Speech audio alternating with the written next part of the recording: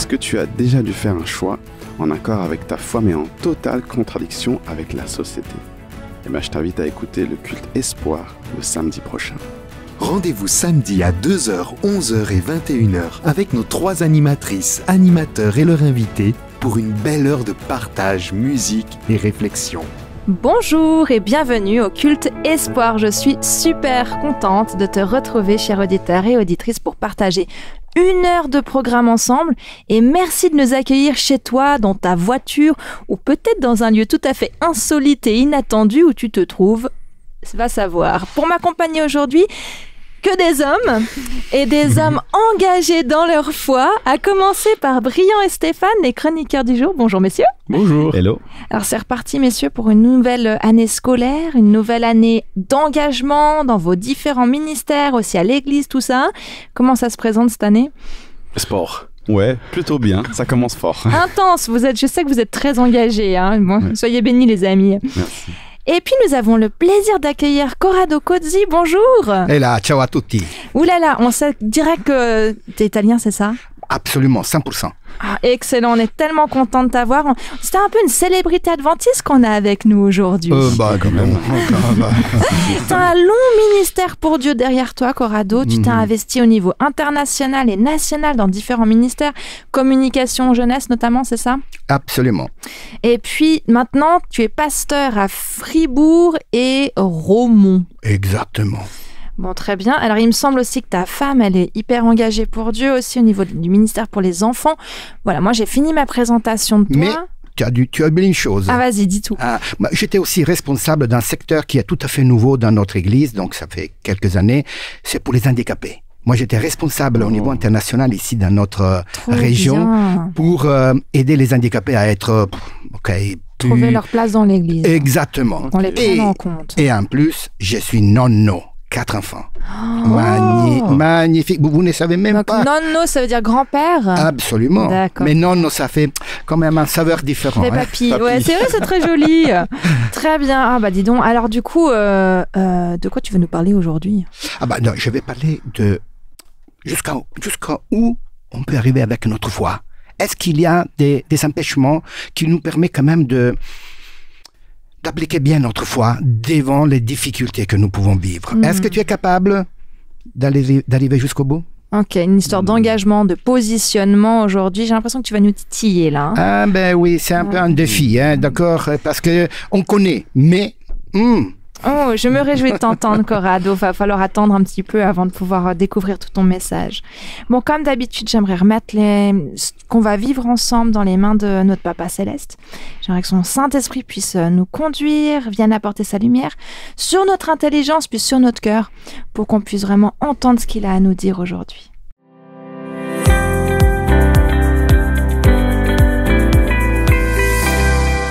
Alors, Brian, qu'est-ce que tu souhaites nous partager à propos de Dieu dans ta semaine?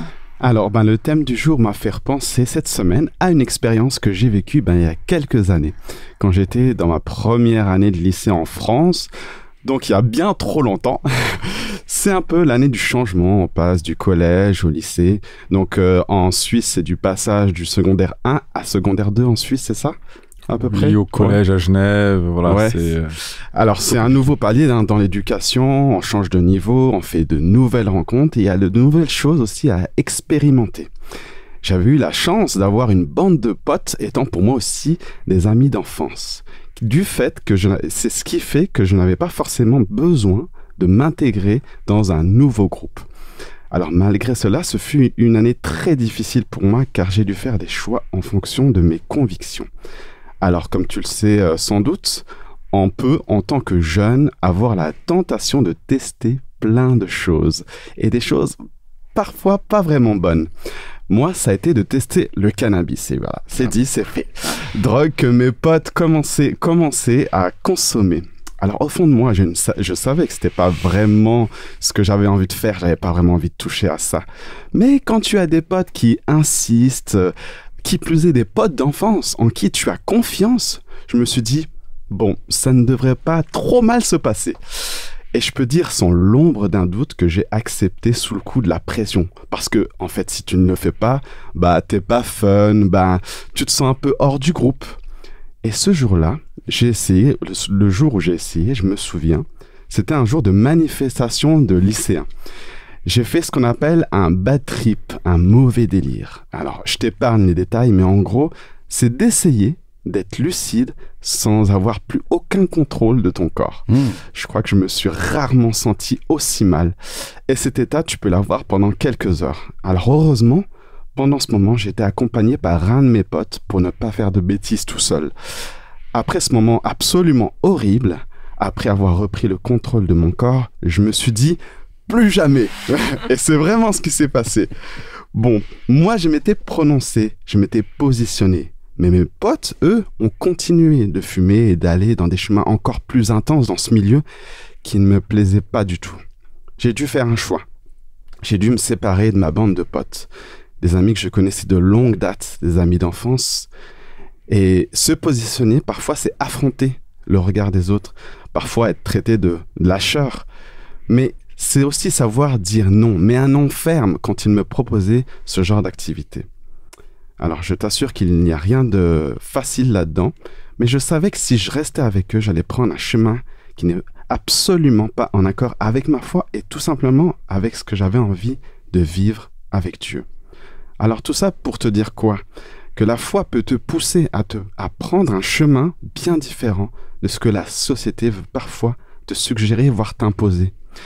Si toi aussi tu es dans une situation où tu dois te positionner au travail, avec ton entourage, avec la société, n'hésite pas à consulter Dieu dans ces moments-là. C'est sûr, il sera de bons conseils.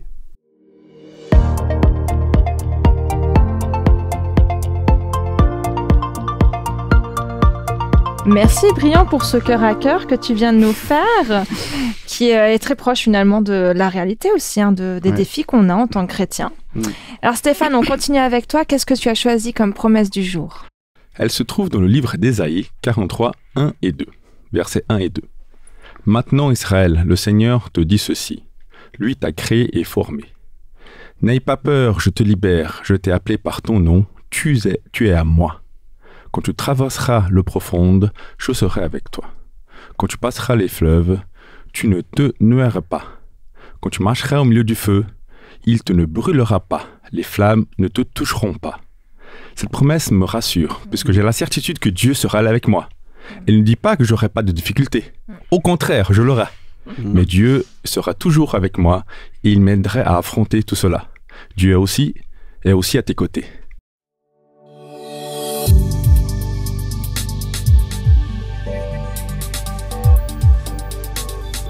Je te propose, cher auditeur, chère auditrice, de continuer de rentrer dans le vif du sujet de ce culte en écoutant maintenant un texte spirituel mis en musique. C'est Mick, un rappeur chrétien bien connu dans notre culte espoir, qui vient nous piquer dans nos incohérences, dans nos lâchetés, dans nos compromis quand il s'agit de notre foi.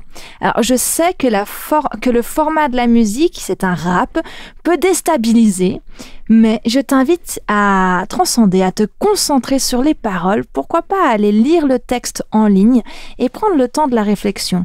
Et moi, où j'en suis avec ce qui est dit dans ce texte ? Ça s'appelle « Action et vérité » de Mick, M-E-A-K. Bonne écoute.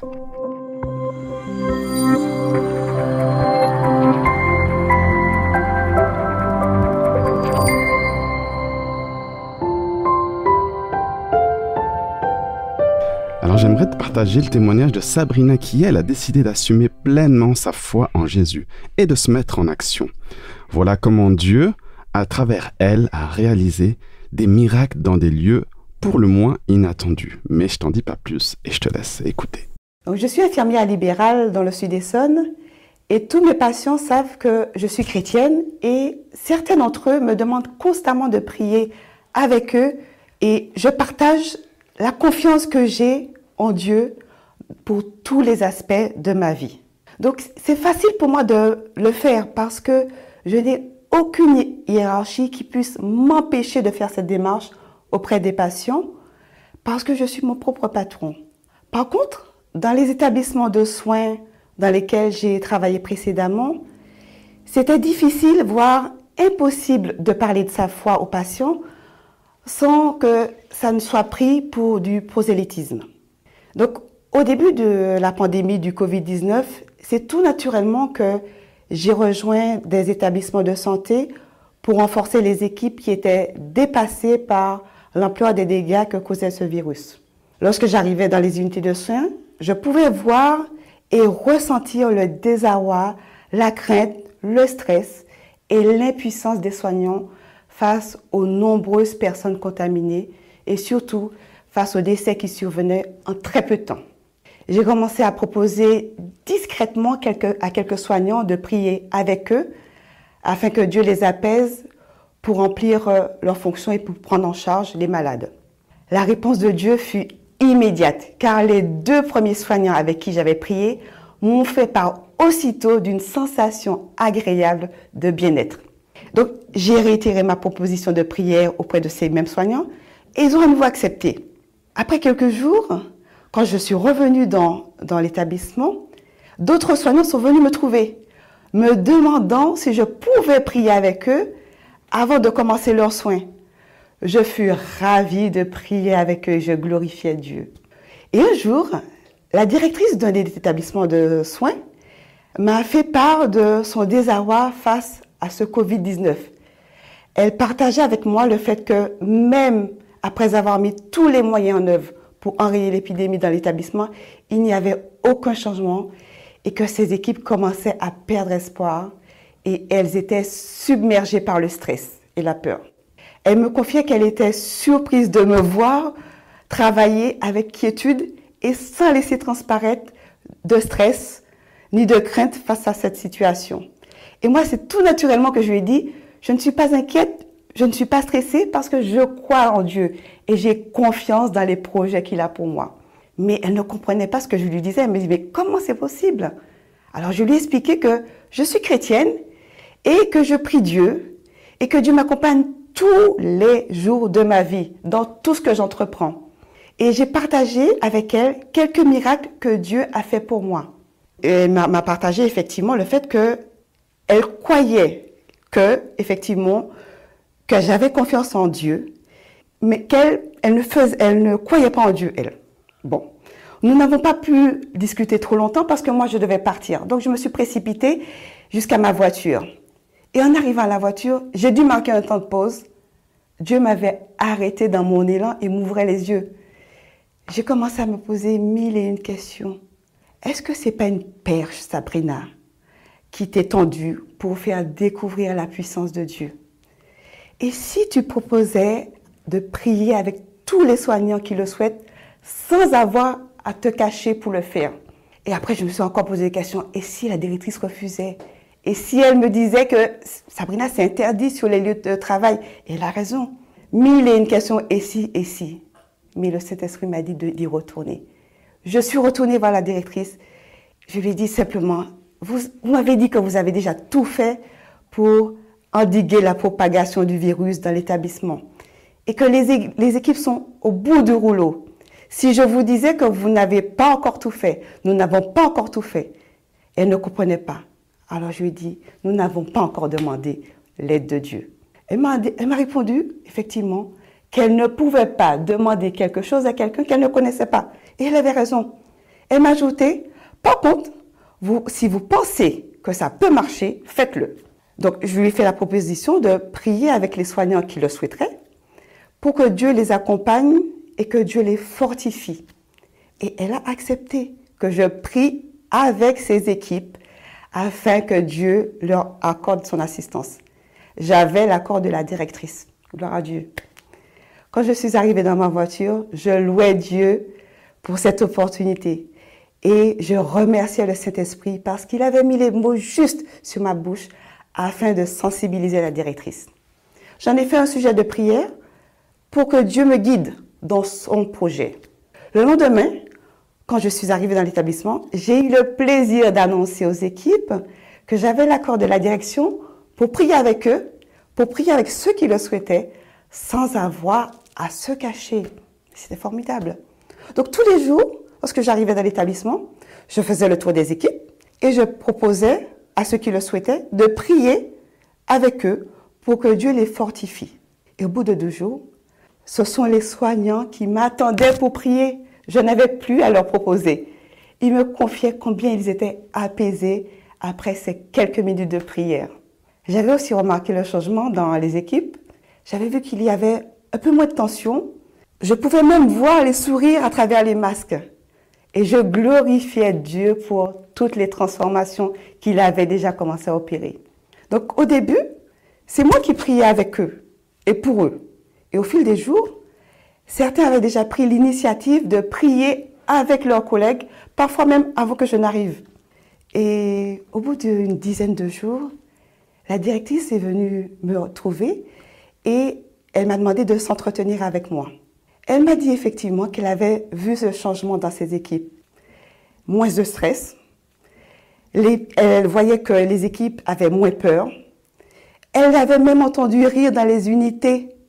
Et du coup, les équipes étaient plus efficaces. Et elle m'a demandé mon avis sur une idée qu'elle avait eue. Elle voulait mettre un tableau à l'entrée et que tous les soignants ou tout le personnel qui le souhaite mettent un mot d'encouragement pour les autres collègues. Je validais à 100% l'idée. Je me réjouissais de ce que Dieu avait fait. Je lui proposais d'écrire le premier mot, effectivement, et moi j'écris le deuxième. Et j'ai mis un verset biblique. Ésaïe 41, verset 10, qui dit « Ne crains rien, car je suis avec toi. Ne promène pas de regard inquiet, car je suis ton Dieu. Je te fortifie, je viens à ton secours, je te soutiens de ma droite triomphante. » Donc j'ai mis ce verset. Aujourd'hui, j'apporte encore mon aide dans cet établissement. Et lorsque j'arrive, c'est avec plaisir que je découvre ce tableau rempli de mots d'encouragement et de versets bibliques. Dans les couloirs, j'entends même des paroles de bénédiction prononcées. Et certains soignants m'ont demandé des études bibliques que l'on fait pendant leur temps de pause, leur temps de déjeuner.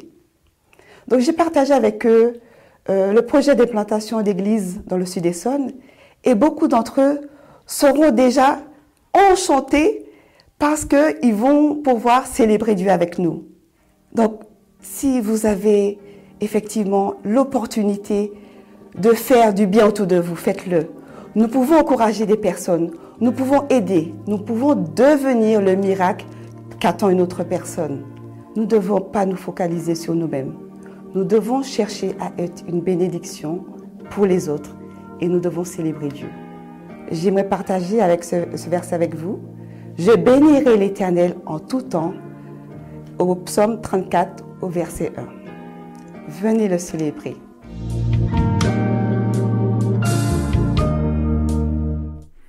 Eh ben, je remercie le témoignage de Sabrina, qui est très enthousiasmant et très encourageant. Et si tu veux le réécouter, auditeur, auditrice, tu pourras aller sur la chaîne YouTube de la FFN, donc Fédération France Nord Adventiste.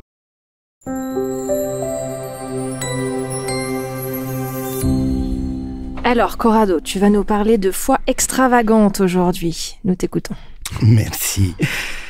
L'histoire que je veux te raconter commence par un rêve. C'est le fameux rêve de Nabuchodonosor que nous trouvons dans le chapitre 2 du livre du prophète Daniel. Ce roi avait rêvé une statue qui représentait l'histoire des empires de ce monde à partir du ciel. Dieu avait choisi ce moyen pour faire connaître l'histoire et il avait choisi un roi païen pour garantir l'impartialité de son message. Donc, dans le chapitre 3, nous lisons un épisode surprenant lié à cette statue. Ce roi avait fait construire la statue de son rêve, haute de 30 mètres, large de 3 mètres, tout en or. On pouvait la voir depuis des dizaines de kilomètres au loin. Ça, c'est extravagant également. Ah ben dis donc. Et pour faire un exemple plus parlant, cette statue c'était un peu haute comme un bâtiment d'environ 10 étages. D'accord ? Alors l'histoire nous dit que ce roi avait émis un décret ordonnant qu'au son des instruments de musique, toute la population devait s'incliner et adorer cette statue. Point à la barre. Celui qui ne le faisait pas serait jeté dans une fournaise ardente. Et vous pouvez comprendre, tu peux comprendre que c'était un décret vraiment très fort avec une forte menace. Gros four, quoi. Gros four. Mis au four, quoi. Oui. Ah, mamma mia. Disons que personne n'avait envie d'aller dans ce feu, donc d'être pas demander dire rôti finalement, dans ce four. Et on peut imaginer qu'il y avait une entendue de dos courbés à perte de vue dès qu'il avait le son des instruments. Sauf 3 jeunes. C'était les 3 amis de Daniel, des princes d'Israël qui avaient été déportés lors de la conquête de Babylone sur le peuple de Dieu. Donc ces 3 jeunes étaient fidèles à Dieu. Et cette histoire montre qu'ils étaient fidèles jusqu'à la mort, si possible. Donc ils ne se prosternent pas et évidemment ils ont convoqué devant les rois. Et l'histoire dit que le roi, il le reçoit, il était fâché, mais il connaissait bien sûr ces 3 rois, il les connaît bien parce que ce sont les amis de Daniel. C'est lui qui avait interprété son rêve et qui maintenant était le premier ministre de Babylone. Donc, il voulait donner une deuxième chance.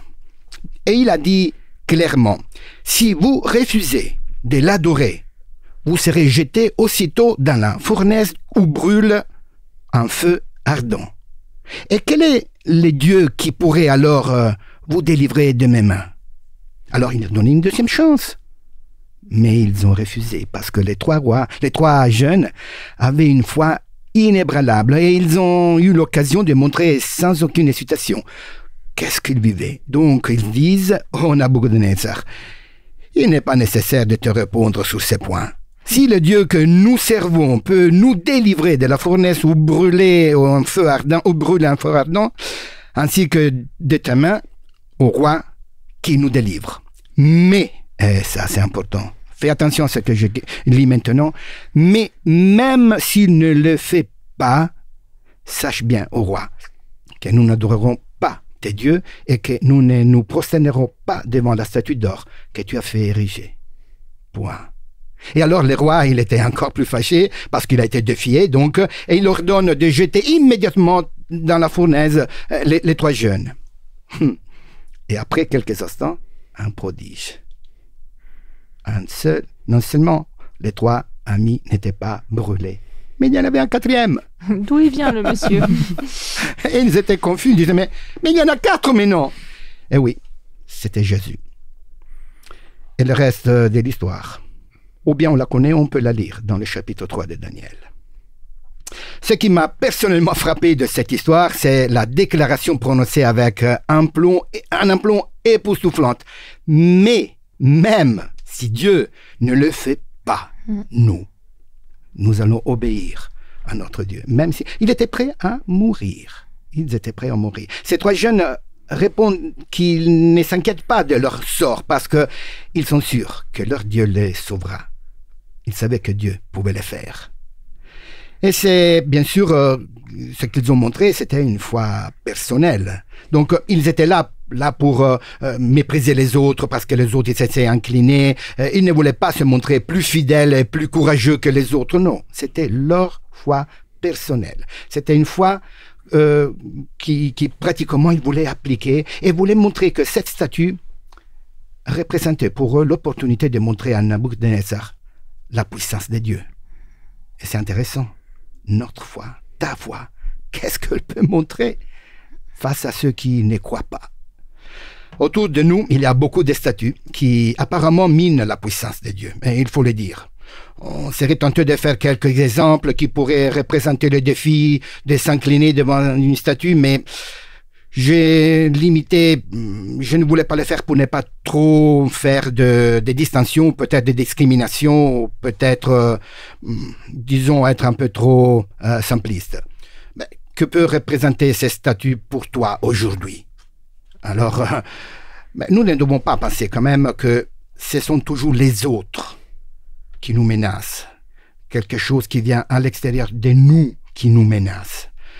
Tu dois comprendre que parfois, nous sommes une menace par nous-mêmes, notre orgueil, notre ambition, notre savoir, nos compétences.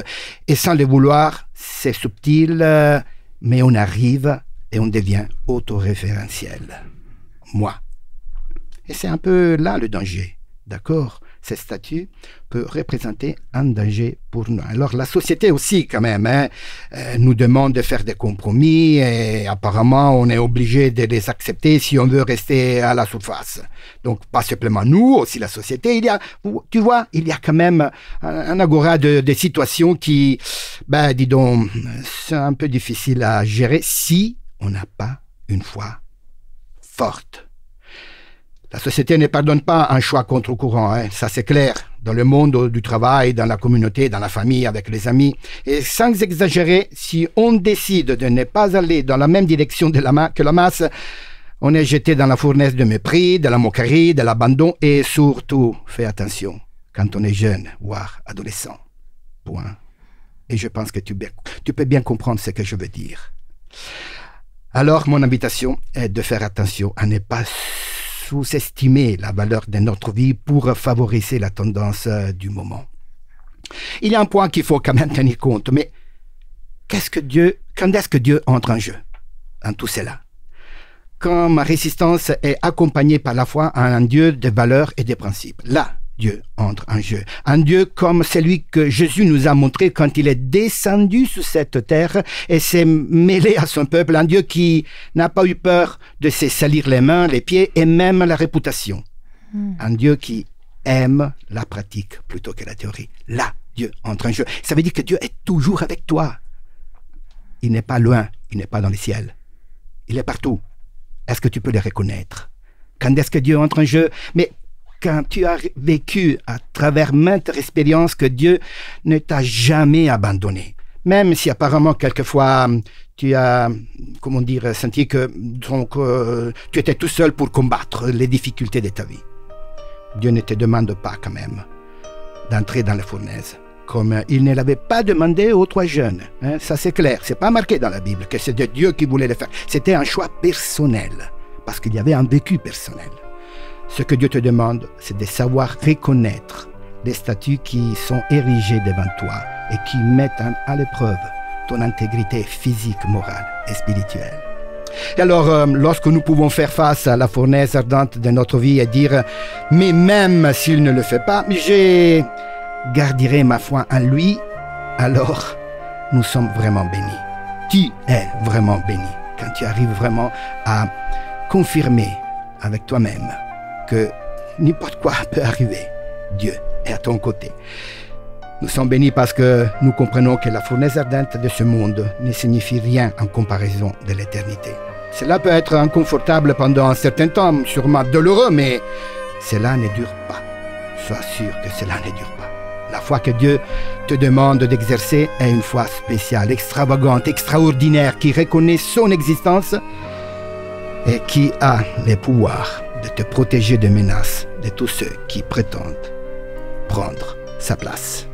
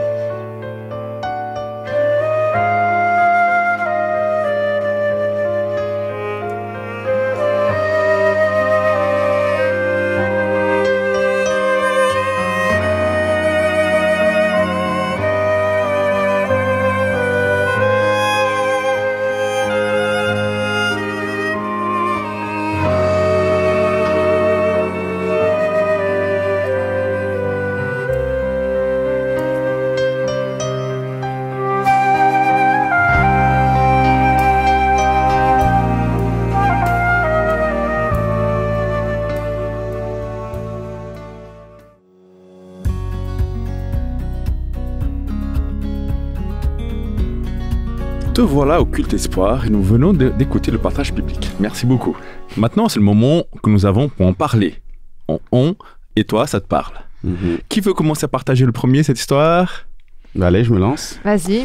Moi, ce qui m'a marqué, une des choses qui m'a marqué, c'est quand tu as dit la souffrance, parfois, c'est rien par rapport à la perspective de l'éternité. Et nous, en tant qu'humains, c'est vrai qu'on a parfois du mal à imaginer cette éternité. On se focalise beaucoup sur nos souffrances et on regarde beaucoup ce qui est sur nos souffrances et souvent on voit la montagne mais on voit pas ce qu'il y a derrière et il y a une clé, c'est que tu as dit qu'il y a aussi Jésus qui est là, qui nous accompagne, et c'est de te dire est-ce que pour traverser cette souffrance, est-ce que je suis tout seul? Là, dans la fournaise ardente, il y avait Jésus, mais dans ta vie aussi, il y a Jésus. Et c'est aussi de se rappeler, quand tu vois que tu es en souffrance, que tu sens que tu es focalisé là-dessus, et qu'il y a Jésus qui t'accompagne, qui est là, qui est descendu avec toi et qui veut vivre une expérience qui soit vraiment pratique, comme tu le disais. Bon, il y a Jésus, puis ils sont trois. Moi, ça m'a dit, c'est pas un seul gars qui se positionne. Après, dans l'histoire de Daniel, t'as un moment donné où il se positionne tout seul quand il prie. Mais là, ils sont trois. Et moi, ça me fait penser, en ce moment, je suis beaucoup en train de réfléchir à pourquoi c'est important, pourquoi Jésus il nous invite à faire église, à être en communauté, à être plusieurs. Et là, je me dis, ces trois amis, ils sont pas beaucoup. Il n'y en a que 3 sur des milliers de gens qui sont... Mais n'empêche, ils sont 3. Et ça aussi, ça m'interpelle. Tu vois, il y a Jésus et puis il y a ce groupe qui fait église finalement à 3 et qui t'aide à t'ancrer, à te positionner. Ça, c'est un truc qui m'interpelle aussi. Ouais. Il y a un autre truc, moi, auquel j'ai pensé quand tu parlais. Déjà, l'idée, tu nous as invités à reconnaître quels sont les statuts dans nos vies. Pas évident de reconnaître les statuts. C'est parfois très subtil, hein. Franchement, c'est-à-dire, toi tu fais comment? Faut dire, c'est pas moi, instinctivement je me dis faut que je demande à Dieu de m'ouvrir les yeux, quoi, à son Saint-Esprit de m'ouvrir les yeux. Toi, c'est quoi la piste que tu donnes à nos auditeurs pour reconnaître ces statuts? Disons que chacun de nous a ses points faibles, d'accord? Une fois, on disait, ce sont les idoles qui prennent la place des dieux, d'accord? Alors, on peut faire la liste de qui prend la place des dieux, quoi dans notre vie. Qu'est-ce qui prend tout mon temps? Oui, tout à fait, d'accord. Okay. Alors, c'est pas une question d'adoration, d'accord. Oui, c'est aussi une question d'adoration dans le sens que je vois que par exemple ma connaissance du numérique, donc d'internet et tout ce qu'il y a autour, qui arrive jusqu'à l'intelligence artificielle, donc je peux la bien expliquer. Ça me pose dans une position où ce que je dis doit être écouté, peut-être bien. L'ego, quoi, là. L'ego, exactement, d'accord. Et il faut faire attention parce que, enfin, Nabuchodonosor, ce roi, finalement, il avait l'idée de se mettre au centre de la vie spirituelle, religieuse de son peuple. C'est une question d'adoration, d'accord? Et nous devons faire attention que tout ce qui est autour de notre vie, c'est finalement spirituel. Ce que nous faisons chaque jour. C'est pour cela que je dis un Jésus dont nous croyons dans un Dieu quotidien. C'est pas un Dieu qu'on rencontre dans les cultes, dans le moment d'adoration. C'est un Dieu quotidien qui est capable de se salir les mains, les pieds. Donc ces statuts, qu'est-ce que peut représenter pour moi? Bien sûr, un empêchement à reconnaître qu'à côté de moi, il y a quelqu'un qui m'aide et qui sait comment me faire sortir du problème. Cette vivance avec Jésus, c'est ça qui importe pour moi. Je vois qu'eux, ils sont capables de dire non au moment voulu. Mais comment ils ont eu cette confiance aussi? Comment ils ont vu les statuts de dire non, il y a vraiment la fournaise, je vais dire non quand même, il faut oser. Franchement. Mais parce que ils connaissaient déjà, comme tu as dit, ils vivaient déjà avec Dieu jour au jour. Ils connaissaient déjà les choses qu'ils ont vécues. Si on regarde l'histoire, je vous invite à lire l'histoire complète, comment ils sont arrivés, les épreuves qu'ils ont déjà vécues. Ils étaient déjà confiants au début. Oui, mais bon, tu peux être confiant parce que tu as vécu des expériences de foi avec Dieu. Là, on parle quand même on va mourir, quoi. C'est pas... je trouve pas facile, c'est pas un petit engagement, tu vois. Moi, il y a un autre truc qui est en lien. Si je repense à des expériences personnelles, même au niveau de mon travail, où là, à un moment donné, il y a eu un cas de conscience, quoi. Et tu dis, en fait, ça, tout le monde va là-dedans. Et en plus, c'est présenté comme un truc qui est solidaire, qui est bien, qui est tout ce que tu veux. Et moi, en fait, je me rends compte, c'est ma statue. Il faut que je me positionne. Et en fait, se positionner des fois, c'est accepter la solitude, quoi. Je me suis sentie monstre seule à ce moment-là. Et même de dire à Dieu, tu me mets dans des situations où tu es d'accord avec le fait que je vais être seule, je vais me sentir seule, quoi. Et c'est dur. Oui, mais c'est un défi. Je raconte un petit exemple, un petit témoignage. C'est mon fils il a fait des études de business management qui finalement, il a essayé de trouver un travail, il a trouvé, après il a perdu, il a trouvé à nouveau, après perdu à nouveau. Donc les difficultés de trouver un travail, tout le monde les connaît, hein, d'accord? Et un jour, il a trouvé un travail, c'était très intéressant, c'était dans Acer, donc Acer, la compagnie d'ordinateurs, qui a interviewé mon fils. Et il a dit, OK, je pense qu'on te donnera ce travail, d'accord? Entretien d'embauche, quoi. Entretien d'embauche, OK, entretien d'embauche. Et il devait donner une réponse. Après, mon fils a dit, mais pourquoi vous avez choisi moi? Parce qu'on a vu que tu as vraiment l'envie de suivre les objectifs de cette compagnie. Donc, on t'a testé un peu et c'est bien, d'accord? Et je crois que ce travail, c'est pour toi. Il avait besoin de ce travail. Totalement besoin de ce travail, parce que l'histoire est très longue et absolument difficile à raccourcir. Donc, il avait besoin. Et il a dit, alors, tu peux nous donner la réponse alors, parce qu'on t'a choisi. Et mon fils a dit, est-ce que je peux donner la réponse après le week-end? Je dis, pourquoi? Parce que sachez que je suis adventiste, j'ai respecté le sabbat, et si j'arrive à montrer que j'ai des compétences, je les dois à Dieu. Alors permettez-moi de demander à Dieu si c'est un poste pour moi. Ils étaient un peu à bouche bée parce qu'ils ont dit, mais comment, tu as besoin de travail et maintenant tu mets comme ça? Et non, il a dit. Et je pense qu'il est entré dans sa fournaise personnelle pour rencontrer Dieu, Jésus, et dire, alors maintenant, est-ce que tu peux me enlever tout ce qui ne va pas bien? Des fois, le feu est important parce que ça nous permet de purifier un peu. Et quand ils l'ont appelé lundi, alors qu'est-ce que tu as décidé? Je dis, oui, j'ai décidé de venir avec vous. Et ils l'ont accepté. Ils pouvaient le refuser, parce que finalement, c'était un peu drôle ce qu'il a fait. C'était audacieux, ouais. Audacieux. Et voilà, la foi audacieuse. C'est pas mal, hein? Ouais. Moi, il faut oser, il faut avoir de l'expérience, il faut avoir du vécu avec Jésus. C'est pas tous les jours qu'on voit les statuts ou les choses compliquées. On a chacun de nous, je pense, les petits points faibles, comme on dit. Il faut travailler dessus, donc il faut demander vraiment à Dieu. Je crois que la clé de tout ça, c'est demander à Dieu, avoir confiance en Dieu. La confiance, on crée de petit à petit. En gros, ça vient pas tous les jours. Mais je pense qu'on peut encore continuer à parler ici longtemps.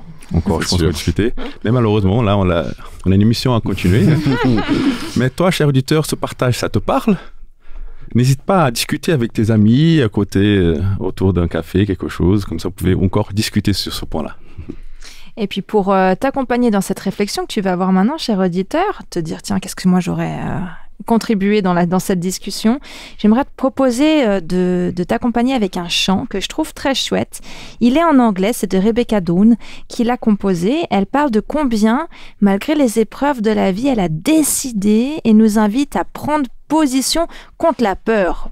Parce que là, clairement, ils auraient pu avoir sacrément peur de cette fournaise et pas y aller et se compromettre finalement à cause de la peur. Elle pose la question dans son chant, comment est-ce que c'est même possible quand le pouvoir de l'obscurité semble si puissant, quand l'attente dans la nuit semble si longue? Parce que nous avons, répond-elle, comme ami Jésus.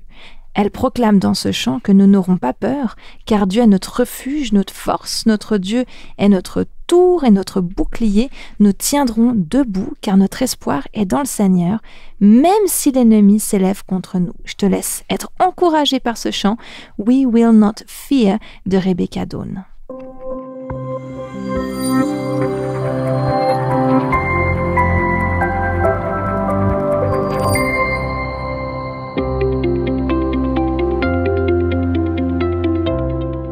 Amandine, tu nous as préparé un petit Dieu dans les arts. Raconte-nous tout. Yes, alors j'ai regardé il y a quelques mois un film qui m'a fait penser à ce que nous discutons. Il s'agit d'un film qui s'appelle Une vie cachée.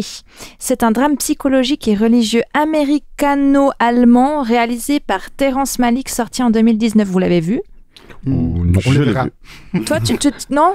Non, je n'ai pas vu, mais j'ai entendu noté. parler. Oui, j'ai entendu parler, mais j'ai noté. Alors, le synopsis est le suivant. Franz, je suis navrée, je ne sais pas parler autrichien. Franz Jägerstätter, paysan autrichien, refuse de se battre aux côtés des nazis.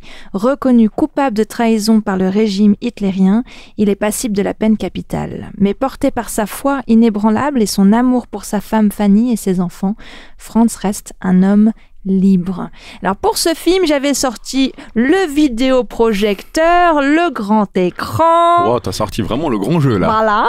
Et j'ai pas été déçue parce que l'esthétique du film est absolument incroyable.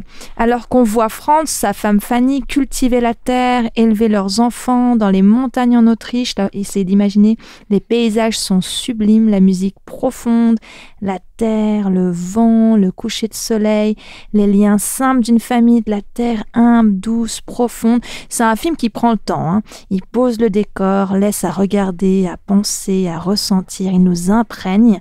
Alors que Franz est mobilisé une première fois au début de la guerre, il doute sérieusement du bien fondé de l'idéologie nazie. De retour à son village, son positionnement contre Hitler les aliène, lui et sa famille, de toute sa communauté. Il est le traître. Son positionnement renvoie à chacun à sa propre conscience. Il révèle la noirceur de l'humanité dans toute sa peur, son aliénation, sa lâcheté peut-être aussi. Et lorsque Franz sera à nouveau mobilisé, il s'opposera à faire allégeance à Hitler et sera emprisonné. Son cheminement, la force de ses convictions qui sont viscérales, la solitude de Franz en prison, de sa femme dans son village, le tragique de sa destinée, c'est absolument insoutenable, hein, c'est terrifiant. L'incompréhension, les arguments pour le convaincre de renoncer à ce positionnement, ça aussi à nouveau c'est assez insoutenable. C'est une histoire vraie qui m'a, je dois dire, bouleversée. Juste une petite question, est-ce qu'on peut regarder avec les enfants ou pas? Non. Parce que c'est très intéressant. Non, c'est pas un film familial, Ah, c'est pas un film léger, c'est un film qui crève l'écran et se médite. Mais oui, non, c'est pour les adultes.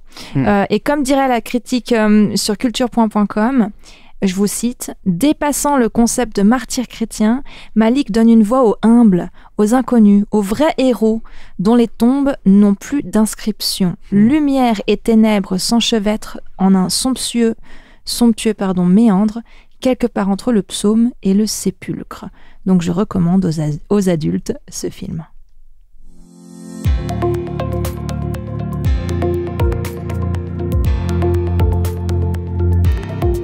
Pour cette semaine, j'aimerais que tu puisses te mettre à la place des trois amis. Comment aurais-tu réagi et pourquoi? Je sais qu'on peut compliquer, mais ensuite tu peux repenser si tu as déjà passé à des moments semblables. Pas de peine de mort, hein, mais comme peut-être, hein, peut-être, mais comme l'exemple de Briand, c'est les situations que tu as dû faire un choix par rapport à ta foi, à tes principes. Comment tu agis? Comme tout le monde ou au contraire différemment? Quelles ont été les conséquences? Est-ce que tes choix t'ont fortifié ou pas? Feras-tu les mêmes choix aujourd'hui? Les expériences du passé nous aident à préparer aux épreuves du futur. Donc à toi de jouer. Ok, merci pour la mise en action. Donc c'est un petit peu introspection cette semaine. Et puis s'engager pour être courageux avec le Seigneur dans les semaines à venir peut-être. Et ce n'est pas difficile.